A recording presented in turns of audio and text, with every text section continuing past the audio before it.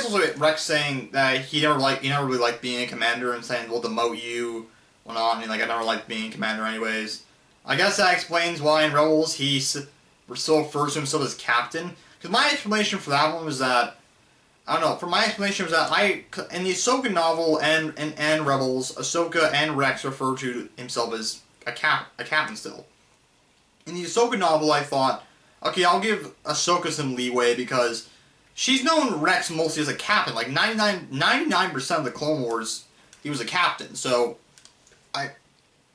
that's all Ahsoka's really known him as. Like he's only been a commander for this one quick battle in the Clone. Not one quick battle. It's just one event in the Clone Wars. So she's mostly known him as a captain. So I'm like, that's your leeway around that. Because she mostly known him as Captain Rex, so she's just gonna prefer calling him Captain Rex.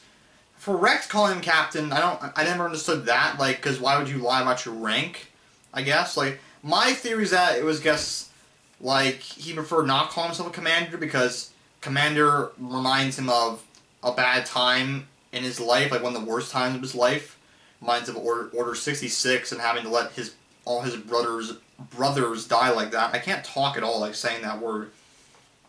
He had to let all his brothers die there, like all his brothers betrayed him and Ahsoka. Well, not betrayed him, but they each had chips in their head. Like they all betrayed the Jedi, and a lot of them died. So like he just doesn't want to remind them of a horrible part of his life from there, or the worst part of his life probably. So he'd rather call himself a captain instead of being commander because he was a commander during that time. But I guess yeah, he says they're like, oh, I never liked being a commander anyways.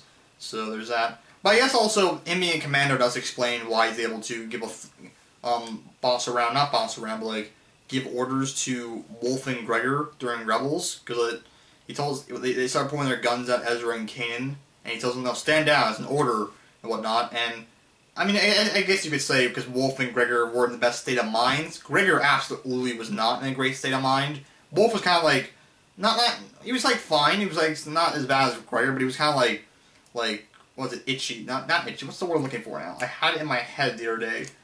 It's like, not that completely stable, because he was very, like, jumpy once he saw Kanan with a lightsaber. He was like, oh, Jedi! And, like, stuff like that.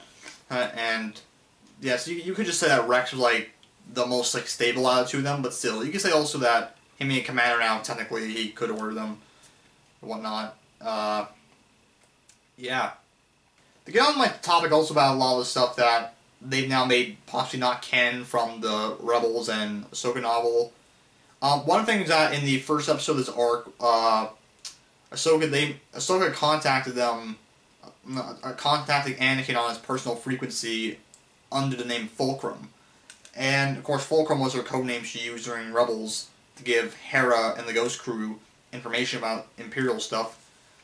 And people think that's now kind of a error now, because in the Ahsoka novel, that's when she first starts using the name and whatnot, and which I don't think is really that big of a deal. It just adds more context, saying she's used his name before, but now she's gonna use it full on for a while. But also people talk about how like if she's using the name Fulcrum, how would the Empire not know it's her? Like how would Anakin and Admiral Yularen not know it's her, because they're the ones who know about it, and they both are on the Empire now, which very true. But I think someone said I think Ahsoka's death was actually faked. I mean I don't know if they ever said in Rebels if it was faked or not, but I guess it could be faked. So I guess them hearing Fulcrum they may have thought of Ahsoka, but well no, she's dead. So yeah. But I don't know, that scene though, does that indicate that Vader must maybe know she's alive? Because no, in the Darth Vader, Dark Lord of the Sith comic, the final issue, the part where he goes in this massive force vision and sees future stuff, including their battle. I think that's where he learns about her being alive still. And I don't know. No, he learns of her being alive. I mean, he didn't see that vision, but he promptly learns about her being alive during the Rebels season 2 premiere. There's that. But I guess maybe him seeing that wreckage was him thinking that you know, Ahsoka's dead. Because they can't see that the buried body's there. Like I said, the snow's covering it. I mean, maybe they do see him, but I don't know. I don't think they saw him. So, who knows? But, yeah, I don't think that's really that big of a deal, or her having Fulcrum, using it back, like, right at the end of the Clone Wars. It kind of adds that, saying she had that name already. And I think it's not that big of a deal, because, like, I guess you could say she did fake her death. I mean, no doubt she probably did. I mean, Rex probably had to, definitely. So I think she did fake her death, which is why they don't think it's her. A bunch of stuff from also the Ahsoka novel they make non-canon now because of... The Siege of Mandalore altered a bunch of stuff in here, like... In the Ahsoka novel, they made... Her lightsabers were still green, but they're blue here. That's like... They've only said that Anakin made them blue because, like, he misses Ahsoka and, like, was tinkering them a lot, and he kind of just made them blue now and stuff. Which, that one's not that big a deal to me, that they're not green anymore. Like, yeah, green are her lightsaber colors, they're her usual colors, but still, like, it's not that big a deal to me that they changed that. So, like, next time you read the novel, just when it says green, just imagine blue. And there's a bunch of other stuff that are kind of, like, changes, like, the battle on Mandalore, like Maul and Ahsoka, they didn't, in the novel they fought in the plaza, in this they fought in the throne room, which is probably, the reason for that one is probably because the throne room seems like a better place for a big final battle thing or duel. They also, in the novel also, Maul already knows who Ahsoka is, and this he didn't. So that's another change. Well, I think he kind of knew who she was in this, because he knew her name when he first met her, but he didn't know of her, or what she was, or what she was about, I guess. I think in the novel he knew entirely who she was, so... But that's a bit of a change there, because, like, it's... Now it kind of, like, dictates his character a bit in both the novel and the show about his knowledge of her, I guess. And so there's that. There's even another thing where, like, in the novel, they capture Maul with a ray shield, but then he escapes. In this, they defeat him without a ray shield, they stun him, and take on board the the Republic cruiser, whatnot. But then Ahsoka is forced to let him out. So you could say in context that, yeah, Maul escapes in the novel, so, like, you could say that in the show he does still escape, because he did escape, but Ahsoka was part of letting him escape. Like, letting him out, like, she was forced to let him out to cause a distraction, so that's basically letting him escape. So you can look around that with, that's how you can look around that. The other thing is that also now, Rex is now technically lying about not executing Order 66 in Rebels when he's talking to Kanan and stuff. Which that one's like, that's like, he's partly telling the truth and partly not. Like, partly telling the truth because he says, I didn't betray my Jedi, which he's right, because Ahsoka, like he said in this episode, she's not a Jedi, so there's that. Plus, Anakin is actually Rex's Jedi. Like, Ahsoka's worked with Rex a lot, but Anakin was Rex's Jedi. Like, Anakin was his commander, he led the 501st Legion, so he was his Jedi, so he didn't betray his Jedi because his Jedi wasn't with him, and the other Jedi he was with wasn't a Jedi. So there was that. That's how you can work around that. And he didn't betray her because, like, he actually was trying to fight back the programming to not betray her. He still ended up, like, trying to kill her, but still, I don't think he... I guess him fighting back, you could say, is that was him not trying to betray her. He was trying to stop it and whatnot. So you could say that. That's why he didn't betray her or whatnot. Like him holding back the programming, trying to... He didn't succeed, but, like that, him holding it back, I guess you could say, is like a way of him not betraying her because he was trying to hold it back and stop it. But whatever, that part's not relevant.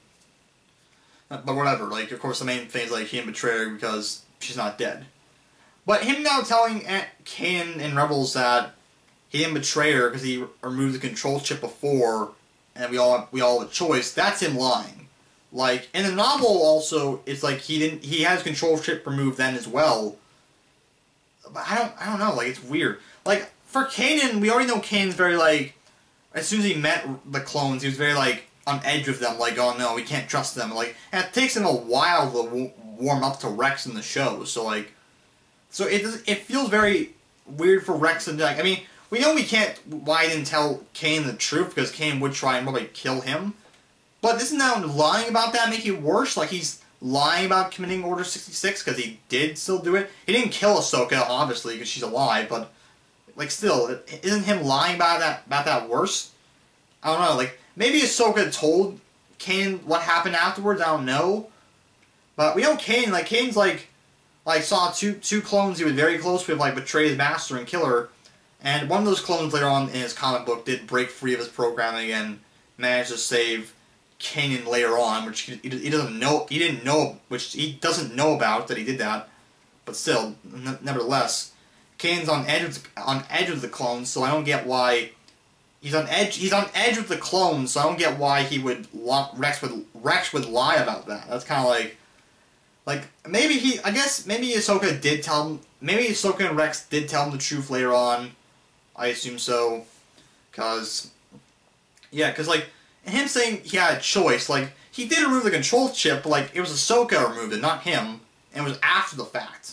Because he had suspicions, but he didn't remove it though. So like, I don't know, like, and even him saying we all have a choice.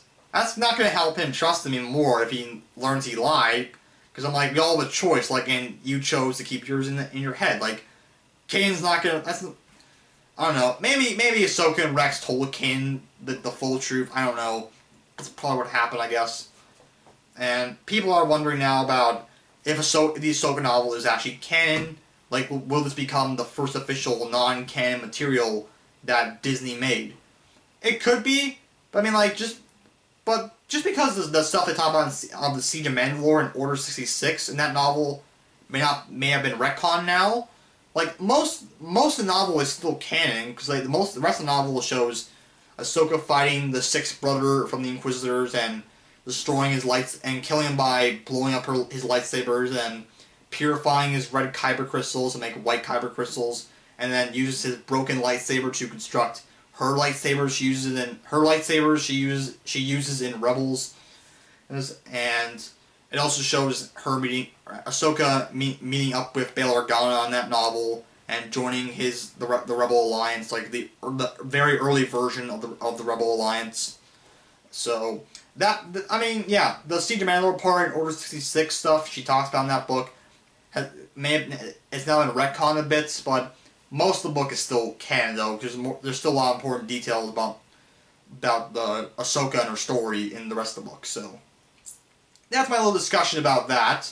My opinions on all the things they changed from the novel and Rebels, which they were in service of the story. I think though, like I think like Star Wars Explained, the YouTube channel, which he said, well, no, I think he quoted it from someone else, but I heard from him on his channel. So I forget who he said it, but I heard him say it anyways. But yeah, Star Wars Explained was talking about that, and he said how, like, if it's in service of the story, so I don't mind that much, which it was. It was in service of the story, the changes they made, and yeah, and then it made for a good story actually. It made much more intense and very cool. Like Anakin making the lightsabers blue was a nice moment between him and Ahsoka. Rex doing Order 66. I mean, yeah, that's not what actually originally happened, but now it is. If he didn't activate Order 66, it'd still be sad, but it wouldn't be as sad because you know Rex the most, so like it'd be much more sadder seeing him do it. So him doing it is very sad, so it adds some like depth and like drama to the story. So yeah, I think these changes were in service for a good story. So yeah, and they weren't like massive. They weren't. I mean, yeah, the Rex one's a bit of a massive change, but most of them weren't really that big of deals. Like, yeah, they weren't like Rise of Skywalker altering changes. But yeah, that's my little 2 cents on all those changes and retcons and errors they made to continuity.